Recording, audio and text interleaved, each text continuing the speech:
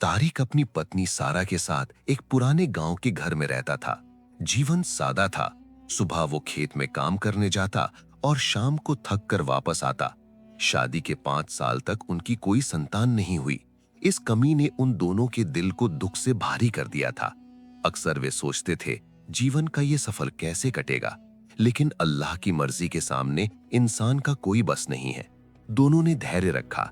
संतान ना होने के कारण तारिक का व्यवहार बदलने लगा। वो अपनी पत्नी को नजरअंदाज करने लगा और कभी-कभी उसे तुच्छ भी समझता था। लेकिन सारा ने हिम्मत नहीं हारी। वो चुपचाप सब सहती थी और दिन रात अल्लाह से दुआ मांगती थी कि उन्हें संतान दान करें। साल बीत गए। 7 साल बाद अल्लाह ने उन पर दया की और एक कन्या संतान दान की। सारा खुशी से झूम उठी। उसकी दुआ कबूल हुई है। तारिक ने भी बाहरी खुशी दिखाई, लेकिन मन के अंदर वो बेटी को बोझ समझने लगा। सारा उसे समझाती थी कि अल्लाह ने हमें बेटी दी है, इसलिए शुक्रिया अदा करना चाहिए। लेकिन तारिक के मन में नाशुक्री और नफरत भरी रही। समय बीतता गया। अगले साल दूसरी बेटी ने जन्म लिया, फिर कुछ दिन बाद तीसरी बेटी। सारा तो अल्लाह के फैसले से खुश थी, लेकिन तारिक का व्यवहार और कठोर होने लगा। उसने पत्नी के साथ रिश्ता तक खराब कर लिया। अक्सर उसे ताने देता और अपमान करता था। सारा बार बार समझाती कि ये अल्लाह का फैसला है और इसी में हमारी भलाई है, लेकिन तारिक इन बातों को फालतू समझता था। आखिरकार उसकी कठोरता और मूर्खता इस हद तक पहुंच गई कि उसने सारा को तलाक दे दिया। सारा पर जैसे कयामत टूट पड़ी। तलाक के बाद उसके पास कोई आसरा नहीं रहा। वो चीखती थी, लेकिन सुनने वाला कोई नहीं था। अब उसके दुख का साथी सिर्फ अल्लाह ही थे। तारिक ने सिर्फ तलाक ही नहीं दिया, बल्कि उसे घर से भी निकाल दिया। खेत के एक कोने में एक छोटा कच्चा घर बनाकर उसे बेटियों के साथ वहां भेज दिया। समय बीता और कुछ ही दिनों में खबर मिली कि तारिक ने मोहल्ले की एक महिला से धूमधाम से शादी कर ली है। बारात गई, वलीमा हुआ और वो हंसी खुशी नई जिंदगी में मग्न हो गया। तारिक ने अल्लाह की दी हुई नियामत छोड़कर अपनी खुशी खुद खोजने की कोशिश की, लेकिन वो नहीं जानता था कि कुदरत का फैसला अटल होता है। जब इंसान जुल्म करता है तब उसका अंजाम हमेशा दर्दनाक होता है। लेकिन कुछ लोग ये भूल जाते हैं और सोचते हैं कि जुल्म करके दुनिया सजा लेना ही सफलता है। सारा की बेटियां तब बहुत छोटी थीं। 3-4 साल की उम्र में ही उन्हें मां के साथ कठिन दिन देखने पड़े।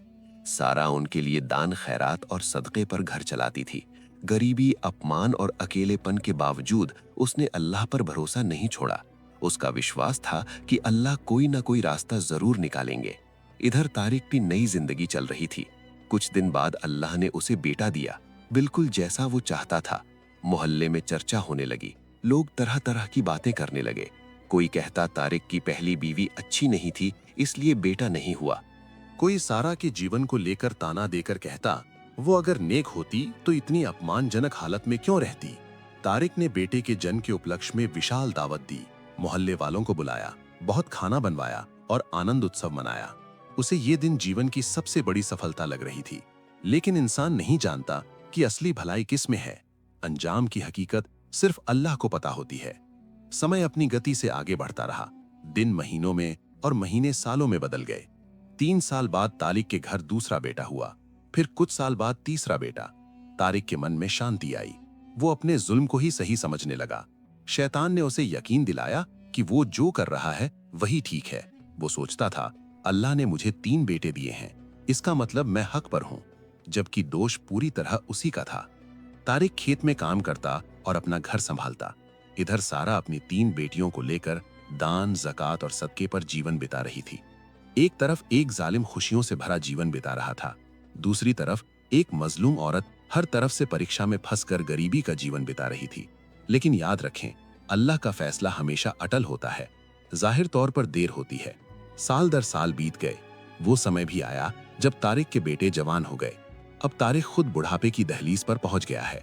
कुछ दिन बाद तारिक ने अपनी पत्नी से कहा, बेगम साहिबा, कोई सुंदर लड़की देखो, अमीर परिवार की, ताकि बड़े बेटे की शादी कर सकूं। कम से कम ये एक जिम्मेदारी तो पूरी हो। दूसरी तरफ सारा की 3 बेटियां भी जवानी की दहलीज पर थीं, लेकिन गरीबी ने उन्हें दुनिया की खुशियों से वंचित कर रखा था। न अच्छे कपड़े, न गहने, न शादी की कोई उम्मीद। सब कुछ उनके लिए एक सपने जैसा था।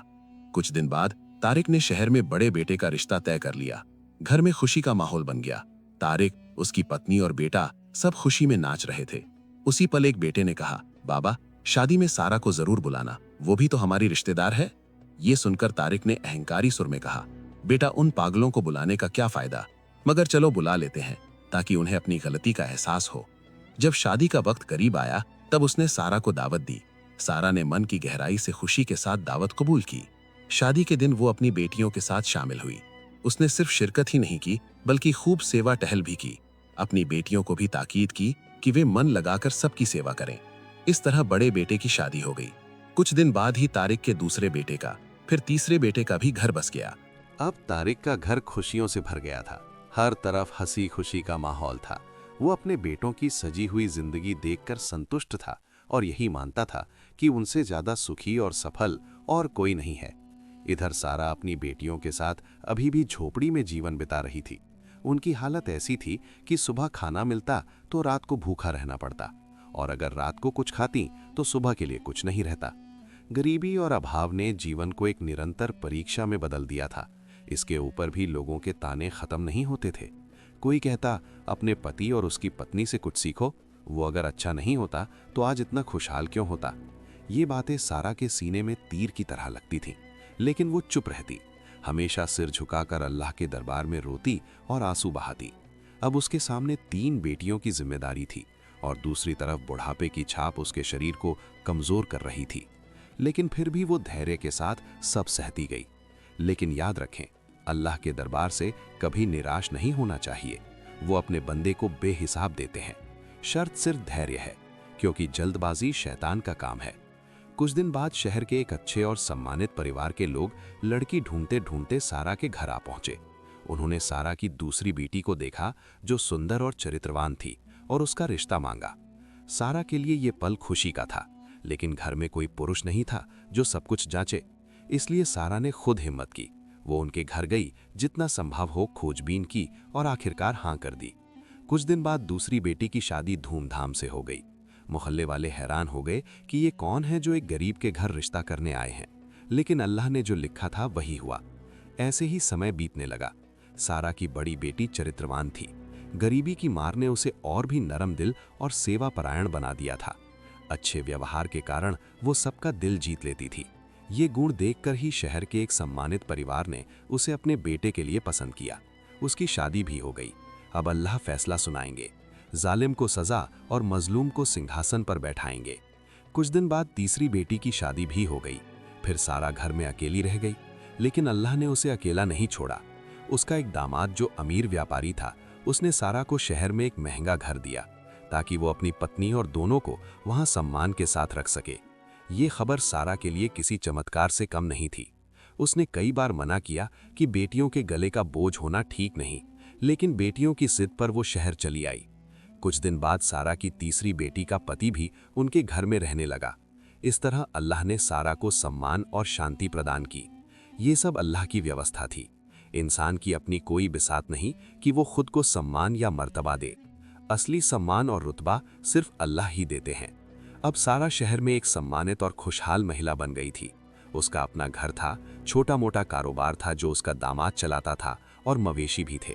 ये सब अल्लाह का इनाम था और सारा की सच्चाई का बदला। दूसरी तरफ तारिक अपने बेटों के साथ गांव में रह रहा था, लेकिन समय के साथ हालात बदलने लगे। उसके 2 बेटों ने जमींदारी करने से इनकार कर दिया।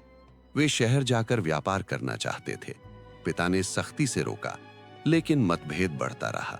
आखिरकार दोनों बेटे घर छोड़कर शहर चले गए। अब तारिक सिर्फ अपनी पत्नी और एक बेटे के साथ रह गया। कुछ दिन बाद तीसरा बेटा एक दुर्घटना में पानी में डूबकर मर गया। ये शोक तारिक के लिए सहने लायक नहीं था। जवान बेटे की मौत ने उसकी दुनिया हिला दी। कुछ ही सालों में हालात ऐसे बदले कि खुशियों से भरा घर टूटकर बिखर गया। मरे हुए बेटे की पत्नी भी कुछ दिन बाद मायके चली गई। आखिरकार तारिक और उसकी पत्नी अकेले रह गए। वही तारिक जो कभी अपनी खुशी पर घमंड करता था, अब अकेलेपन और शोक के साए में डूब गया। समय बीतने लगा। तारिक दुख और कष्ट के बोझ से झुककर कमजोर हो गया। सहने की शक्ति खत्म हो गई। एक दिन अपनी पत्नी के साथ झगड़ा हुआ और झगड़ा करते करते उसे भी तलाक दे दिया। दूसरी पत्नी पर जैसे कयामत टूट पड़ी। तब उसे समझ आया कि असली दोष तारिक का ही था। सारा बेकसूर थी। बेटे की मौत और तलाक के सदमे में वो बीमार पड़ गई। कुछ दिन बाद ही बेटों ने मां को शहर बुला लिया। अब तारिक एकदम अकेला हो गया। उसके पास बेहिसाब संपत्ति और आलीशान घर था, लेकिन खाने की रोटी और उसे खरीदने की क्षमता भी नहीं थी। एक तरफ दुख का बोझ, दूसरी तरफ पत्नी का विच्छोह और बुढ़ापे की कमजोरी, सब ने मिलकर उसे बर्बाद कर दिया। समय ऐसे ही बीतने लगा। एक दिन सारा की बड़ी बेटी गांव आई थी कुछ रिश्तेदारों से मिलने। रास्ते में उसने एक बूढ़े आदमी को देखा। हालत बहुत खराब, कपड़े गंदे, बाल बिखरे हुए, चेहरे पर उदासी और आंखों में खालीपन। वो पागल जैसा लग रहा था। सारा की बेटी ने पति से कहा, चलो किसी से पूछते हैं तारिक जमींदार का घर कहाँ है। मेरा मन कर रहा है मैं उन्हें देखूं। उन्होंने हम पर बहुत अत्याचार किया है, लेकिन वे मेरे पिता हैं, मेरा खून है, मैं कैसे बिना देखे चली जाऊं। उसके पति ने पास जाकर उस बूढ़े से ही पूछा, चाचा यहाँ तारिक नाम के जमींदार का घर कहाँ है। बूढ़े ने आंसुओं से भरी आंखों से उनकी तरफ देखा और कांपती आवाज में कहा, बेटा मैं ही वो बदनसीब तारिक हूं, बोलो क्या काम है।